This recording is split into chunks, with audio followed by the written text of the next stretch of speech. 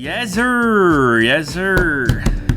So we've got a new device from OnePlus. I'm pretty sure you're aware of it. It is, of course, the 6T, and I finally have it in front of me here. So, of course, I'll be unboxing it and taking a closer look. As you know, I've been a fan of OnePlus devices in the past. I used the OnePlus 6 extensively as a daily driver. I may very well do the same with this one, the 6T. I am still currently on the Pixel 3, but this device here, it's kind of targeting the Pixel 3. It's attacking the Pixel 3. Have they done enough here to differentiate from the OnePlus 6? Because after all, this is a T model. It's not an all new, it's not a completely new thing. It's still got a Snapdragon 845 and so on and so on and so forth. We have a microfiber cloth, OnePlus Red.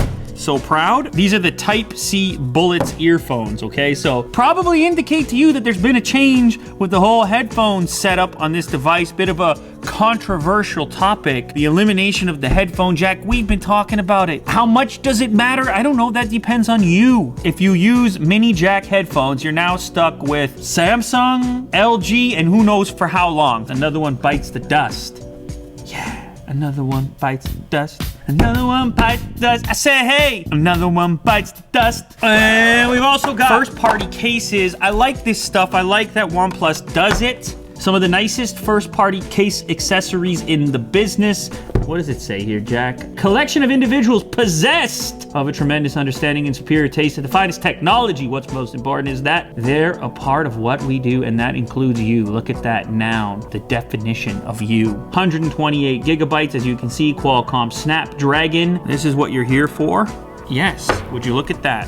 It's letting you know right away how you're going to unlock it. Your fingerprint will go here. Of course, this device will also feature similar face unlock capabilities to the previous version. And if you were familiar with that, or if you caught my video on that particular feature, then you know it's really fast. You'll see a little S-curve, S pattern in the reflection as well. It's intentionally there, and it's to give it a little extra shimmer. Dual camera setup at the top, the flash is below there, and you can see the absence of a fingerprint scanner. It is cool to have it hidden and secret and under the display, but keep in mind, OnePlus had one of the fastest rear fingerprint scanners in the game on the previous version. Type-C connector on the bottom, incredibly fast charging, the fastest in the game, generally speaking, at least with the previous model. I expect the same. They've now moved up to a 3,700 milliamp hour battery, so there's a nice little improvement there. Apparently as well, the chin is a slight bit smaller. It actually looks pretty slim. This is the case that would be included in the retail package. You get like this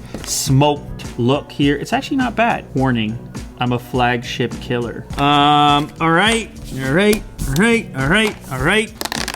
5 years old and 1 million stories told. Here's that charger that I talked about. I assume it's going to be quite quick. The classic OnePlus Red Type-C cable. Oh, and I almost forgot. The adapter.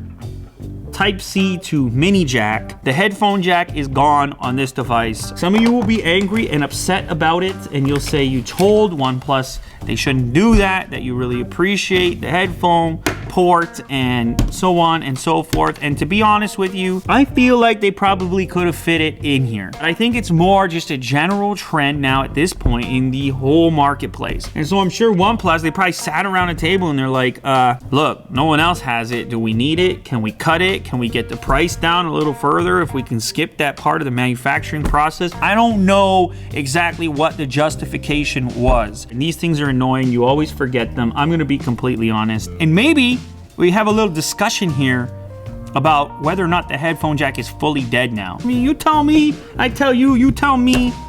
Let's look at the phone. Would you look at that? So first up, we'll test this guy here. You can see how that works.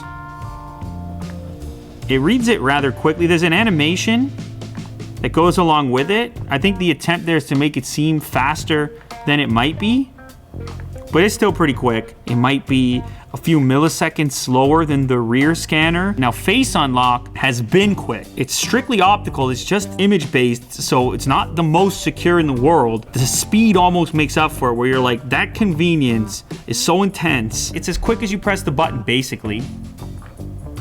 In some cases, like it doesn't even show anything. It just goes straight, boom. Boom. And now, of course, if I look away from it, nothing. And then I look at it, bang! I like having the two features in tandem. Versatility is good here from an authentication perspective. This is one of the few face unlocks that I continued to use with the device after the demonstration because it's just so fast. Now, another thing, in and around the device, this is crazy snappy. Like, animations are toggled back. I turned them off completely now, and this is just like, it's instantaneous. There's a lot of, like, the phone just feels quick. This device is outperforming some of its competition. For example, the phone that's in my pocket, the Pixel 3, it's a 4 gigabyte device. This one is 8. Can have a little bit more confidence with that extra RAM that happens to be in here. And then never mind the notch, because this to me has to be one of the most pleasant notches. It's a weird thing to say. I've been so against it, and to be honest, I'm still not the hugest fan. But if you're gonna have one, there's something a bit more elegant about this implementation right here. Now, all it has to house is the front-facing camera after all. So you can show the notch area or hide the notch area. It's completely up to you. And the overall aesthetic just, to me, makes a bit more sense. There it is. Think about the package. You have AMOLED, FHD+, Snapdragon 845, 8 gigs of RAM, a relatively pleasant notch, all things considered. You have a near stock Android experience, a very fast face unlock in conjunction with an in-display fingerprint scanner. Unfortunately, no wireless charging, even though you have a glass back. I'm not sure the reason for that. I assume it has something to do with them being enamored with the quick charging, 15 minutes, all the battery life in the world. Bigger battery from the previous version, no one's gonna complain about that. So 3,700 milliamp hours. It's around $500, starting at $550. There aren't that many options that sort of complete the package in the way that OnePlus can. Is it worth spending the extra cash to step up to something like the Pixel 3, Pixel 3 XL? This guy here starts at $550. The 3 XL, which has a similar display size, that thing's $900 to start. And then things get a bit squirrely in figuring out if you're gonna get that value back. We gotta think about the camera, talk about the camera. It seems to be so important for so many users out there. I think it would be hard to imagine that this is really gonna challenge the Pixel for camera status champion. But even if we concede camera champion to the Pixel device, is it enough of a factor for you to reach into your pocket and spend almost twice as much? A compelling package, tough to ignore. You gotta be paying attention to this device. I have a feeling you guys are gonna choose this for me to switch to next. Let me know down in the comments if you want me to switch to this or some other device. I'm excited to get to know it just a little bit more. Is it your next smartphone? Is it my next smartphone? Am I switching to this, guys? Let me know in the comments.